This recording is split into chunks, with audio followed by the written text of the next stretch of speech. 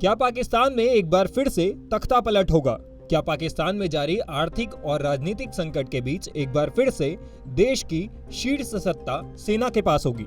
ये सवाल पाकिस्तान के एक पूर्व पीएम के दावों के बाद उठने लगे हैं। पाकिस्तान की आजादी के बाद देश की सत्ता पर लगभग आधे समय तक सेना का कब्जा रहा है। अब अगर पाकिस्तान में ऐसा फिर से होता भी है तो कोई बहुत बड़ी हैरानी की बात नहीं होगी। माना तो ये भी जाता है कि पाकिस्तान की चुनी हुई सरकारें भी सेना के भारी दबाव में काम करने को मजबूर रहती हैं। इन सब के बीच पाकिस्तान के पूर्व प्रधानमंत्री शाहिद खाकान अब्बासी ने चेतावनी दी है कि देश के आर्थिक और राजनीतिक हालात इतने खराब हैं कि इसमें सेना के सत्ता पर काबिज होने की आशंका है। अब्बासी ने सभी हितधारकों को आगे का रास्ता निकालने के लिए बातचीत शुरू करने को आग्रह किया है। बता दें कि अब्बासी देश में सत्तारूढ़ पाकिस्तान मुस्लिम लीग नवाज यानी PMLN पार्टी के वरिष्ठ नेता हैं। वो पाकिस्तान के 21वें प्रधानमंत्री थे। उन्होंने अगस्त 2017 से मई 2018 तक देश के प्रधानमंत्री का कार्यभार संभाला था।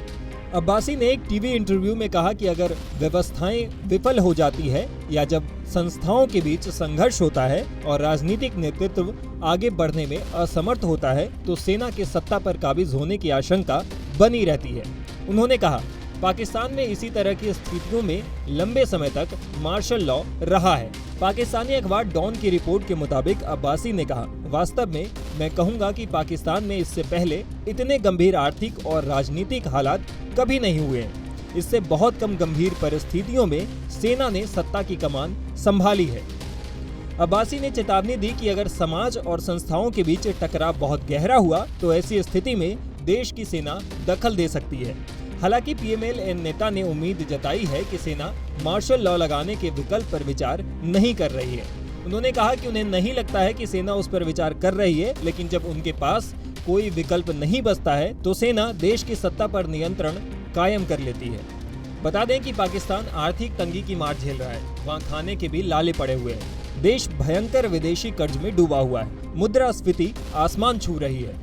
देश के केंद्रीय बैंक ने पिछले सप्ताह कहा था कि पाकिस्तान का विदेशी मुद्रा भंडार घटकर 4 अरब डॉलर रह गया है।